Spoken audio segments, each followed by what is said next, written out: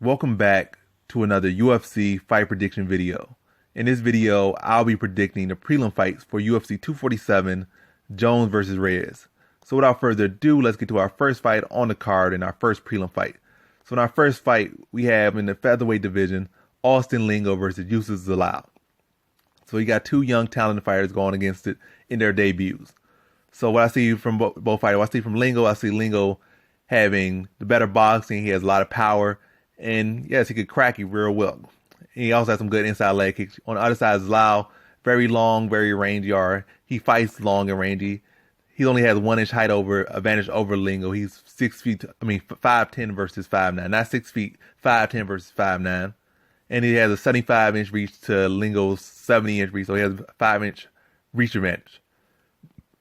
But I feel Lingo, our weakness of both of them is their takedown defense, and like where Zalal is 7-2 versus Lingo 7-0, where I only see Lingo having that style that kind of has beaten Zalal, because really Zalal has kind of beaten himself. Maybe the judges beat him in these fights because it gives him these grappling exchanges and he's too comfortable, working off his back, and instead of just defending the takedown, just working on the feet. A lot of times judges favor people just being on top or having the cage control, even though Zalal was the more effective. So it's not like he really could be an undefeated fighter in reality. So, and I think he's fought in better competition than Lingo. I don't really think Lingo's fought the best competition. But to get to the point, Lingo has some good inside leg kicks. He has some good powerful boxing. But I feel like Zalal has more tools. He brings a lot of different techs, whereas Lingo basically brings his hands and a few types of kicks, whereas Zalal has a lot more variation to his kicks. And he has a lot of different tricks and a lot of different little aerial things he does. He just brings a lot more stuff, and also I've seen him in more areas where when he goes to the ground in his fights, they end pretty quickly, and it's not against the best level competition. Whereas Zalal seen him get some really decent, respectable competition. I've seen him be able to scramble. I've seen him be able to work on the ground. So I kind of favor Zalal's grappling a little bit more because the fact that I've seen him do that, and I've seen him in longer fights, so I feel like he's fought better competition, had more experience time in the cage, and I feel like he's the rangier fighter, and I feel like Lingo doesn't have the style that way he's going to be smothering him and put him on the cage or making him, have these grappling changes. And also I haven't seen Lingo even score a takedown. I've seen Zalal score a couple takedowns. I've seen him work on the ground, work on top and bottom, where I only seen Lingo work on bottom for brief periods of time. So I just feel like Zalal is just more experienced. He had more time to work for a better level competition. He's the rangier fighter. And I don't think he's going to allow Lingo to really get in on that range. Get into the little box area where he wants to get to.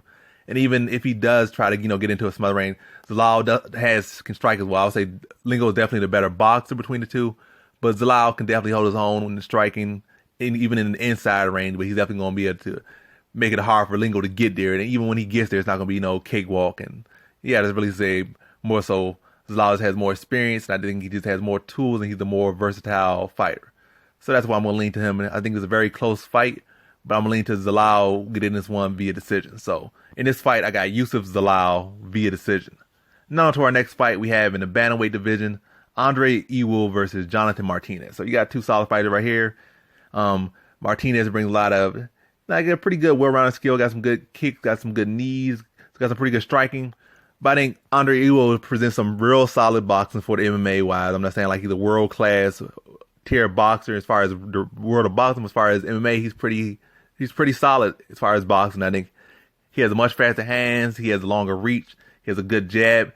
If Martinez can chew the legs up, he can definitely edge his fight for himself heavily. If he can effectively put those leg kicks in there. But I'm going to favor Ewell's boxing, and also the fact that he's fought in better competition as far as in the UFC career than Martinez.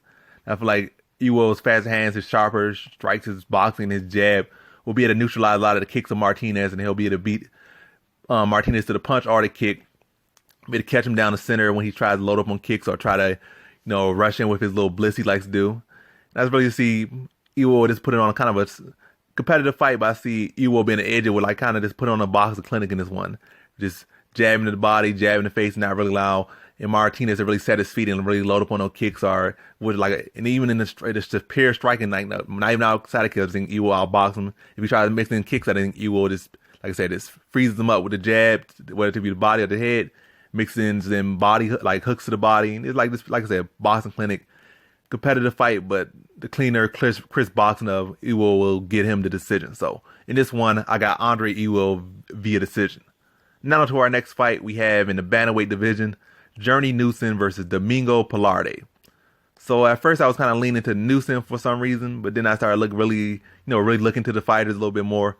And Newson is what, like 5'5", and Pilarte is 6 feet tall. So it's like a fun-sized girl fighting her 6 feet tall boyfriend. That's the height disadvantage. I mean, the height difference between the two. And even with that height difference, it doesn't tell the whole story. Newson still had a shot, but then looking at Newson's fights, I don't really see his boxing is all that good. He does have a lot of power. He is explosive, but his boxing's not the cleanest. And this, he kind of squares himself up a lot. Now he's going against a much taller guy. And Pilarte on the other side, Pilarte is 6 feet tall. He does have some decent striking, but really the best thing about Pilarte is that he is 6 feet tall. It's not really, his skills aren't that good. Aren't that great. I'm not saying he's bad, but he's certainly not spectacular. And though he's 6 feet, he sometimes, I think, what is it, Contender Series fight for the guy Vince Morales, who was like 5'7", so he had like 5 inches of height over him. And the height difference didn't look that big because the Pilarte doesn't use his height as good as he should. He even got cracked and almost got finished, but saved by the bell. So yeah, Pilarte is big, but he's crackable, and Newson does have power, so I would give Newson a good puncher's chance to catch Pilarte. But outside that, I don't see Newson's, like, his box not the best either. Or the way he covers it kind of squares up a lot of times with his strikes. Versus a taller guy, that's not a good move. Maybe you fighting the same guy, matter of fact, against anybody, you're squaring yourself up too much in boxing. That's not a very good thing. Especially against somebody taller than you. You got to maximize, how you get in on that range and cover that distance. And I just didn't really see nothing that impressive from Newson striking to really deal with a guy that much taller than him. And then on the ground, I've seen that Newson's one of his old grappling matches, and I wasn't really too impressed with that either. So I think Pilarte can out-grapple him. I think he can mess with him a lot on that range and give him a very uncomfortable fight. I still can see him being competitive, but I feel like Pilarte will, with his height and his range, will be able to beat him to the punch often. And I feel like in all areas of this fight, I think Pilarte can have an edge on Newson. I think there's a stoppage is a decent likelihood, but I'm going to lean to a competitive decision, but Pilarte just being longer, beating Newson to the punch, and really just being a step ahead of him throughout the fight. So in this fight, I got Domingo Pilarte via decision. Now to our next fight, we have in the bantamweight division, Miles Johns versus Mario Bautista. So look at this fight right here, got Miles Johns versus Mario Bautista. So Bautista, well, he's not the greatest fighter, but he certainly is a fighter that comes out there to fight. He has some pretty decent striking, definitely for this caliber of the game. He's not like some guy that doesn't belong here. He belongs in the UFC, but I feel like Miles Johns is just better everywhere. I think he's more athletic, more explosive, the better grappler, better wrestler. And Bautista, a lot of the stuff he does, he kind of runs it on a straight line. He likes to jump in and stuff. And you're going against a guy that's well-rounded, explosive, can change levels real well, and you're going to keep running in like on a beeline or on that straight line. That's going to set you up to get taken down, put down on your back. And I think Miles Johns can dominate him in this fight. I think Miles Johns can beat him on the feet, beat him to the punch. And how Bautista fights is going to set him up to get taken down. I think on the ground, Miles Johns can really just start to, wear on him and like tag him up. I think Miles Johns put him away in the mid portion of that third round. So in this fight, I got Miles Johns via third round TKO. Now to our next fight, we have in the women's flyweight division, Lauren Murphy versus Andrea Lee. So this one is really just straight to the point. I don't think Murphy beats Andrea Lee anywhere. I think Andrea Lee is really the stronger fighter. She's probably taller than, I'm not even really looking at the stats too much. She's probably the taller. It doesn't even matter. Just straight up, Andrea Lee is the better striker. I feel like she's stronger than her. Murphy may be a better grappler, but Andrea Lee has solid grappling as well, and she has good hips and good takedown defense. So I really think Andrea Lee can just dictate where this fight is at all points of the fight and just really pick apart Murphy with her cleaner, crisper striking. Just beat her into the punch, out-value him, out-strike, and out-work her, and just outclass her in this one. Murphy might be able to give a good effort, but I just feel like Andrea Lee is just clearly the better fighter between the two, especially stylistically wise. I think she just outclass her, like this pretty much beats her to a clear-cut decision. I don't think she stops her, but I think she do beat her to a clear-cut decision. So in this one, I got Andrea Lee via decision. Now to our next fight, we have in the welterweight division, Alex Morono versus Kalen Willliams. Look at this one right here. Kalen Willliams, I'm really like 6 feet tall. Morono's about like 5'10", 5'11". Sometimes he probably say he's 6 feet tall, but he really probably about 5'9", but whatever the case is. It don't really matter too much, or it could matter, or I'm not even going to factor in too much or worry about it too much about his prediction. What I see from Kalen Willliams, he's a big, physically imposing looking dude. He swings some big shots, got some power. He's heavy hand. Well, he's not that heavy hand because he's swinging and catching dude. Maybe if he had cleaner technique, he would have the heavy hands that he has. But he is a big muscle bound dude. He'd be swinging those punches, but maybe if he would plant more or get his feet in better position and really drive with those shots, he can have that knockout power. But not as impressive as it should be. We definitely be swinging them punches, just like Morono be swinging those punches at that time. But really, with Kalen Willliams, like kind of the point of this one right here is Kalen Willliams. He certainly could probably turn into a solid talent with good training and the right teams and right stuff, right this, right that, experience, etc., etc. But what I see right now is a raw talent. Striking's definitely amateurish. Grappling definitely make a lot of mistakes, but he has heart. And I've seen him give up his back several times and get put in deep, bad positions against a guy who was like 17 and 19. And that was like last year. And Morono was a higher level black belt than anybody he's ever fought. So those same positions, he's getting submitted. And the same mistakes, he's just like swinging his punches on his feet. A guy like Morono, with this experience he has, is going to catch him and tag him. And Morono has power and he has experience. I think Morono could catch him on the feet. He could take him down and submit him. I think Morono just experience and the skills of Morono versus the inexperience of Willliams is going to lean me heavily to Alex Morono.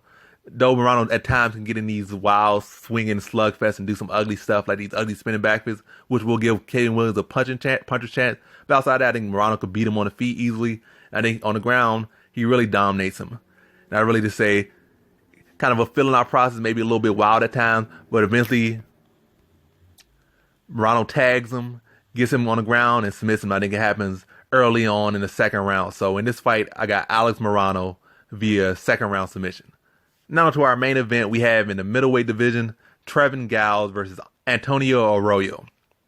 So I think on one side they had Arroyo like 6'2", 6'3", but in reality I think kind of switched up the guy he last fought stats with his. So in reality I think he's around 6 feet, probably really 5'11". Sometimes they be boosting people's stats, they be rounding up, but I think he's really about 5'11". Giles is like legit 6'1". So Giles will be the taller fighter, will be the longer fighter. I'm not going to leg stats and this and that. But this fight is interesting. I think both of these guys definitely have a better matchup than they had in the past, whereas Arroyo just went against a bigger, better grappler who could just, lay and pray him. Giles went against some grapplers who I guess could pressure him and not really allow him to have the movement he wants to, and they just were in his face, tagging him, take him down and giving him a very hard night. I think they have to worry about that too much in this fight. I say Arroyo is the better grappling. That could be a good style for him to go against Giles. I think more so they're going to have a striking matchup between these two. I think it's going to be too much. Necessarily their goal at first is going to be grappling. I think definitely as the fight goes on, Arroyo might say, I might have a better chance of winning with grappling, but I think from the start out, it's going to be more so striking. And what I'll see as far as striking, I see Arroyo definitely does a lot of wild, unorthodox strikes, but I think Giles kind of has a more cleaner textbook type of style of striking. I think the cleaner technique over the flash is going to favor, going to be what wins this fight. I think Giles like cleaner technique versus Arroyo's flash. Going to overshadow the flash of Arroyo. Like Arroyo going to do some crazy spinning this, spinning that. And Giles is going to be sticking behind his jab, throwing kicks, like little low kicks, just adding up points where Arroyo's going to be missing on these flashier strikes. And Giles will be landing his more cleaner textbook style strikes.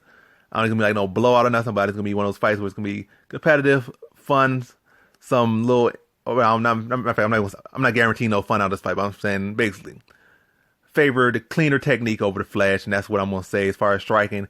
Giles going to land more strikes, going to land more significant strikes, and he's going to be able to get the decision. Might give a round, but I still think he wins this one relatively clear on the scorecard. So in this fight, I got Giles via decision. And that concludes my fight predictions for the prelims of UFC 247, Jones versus Reyes. And as always, thanks for watching.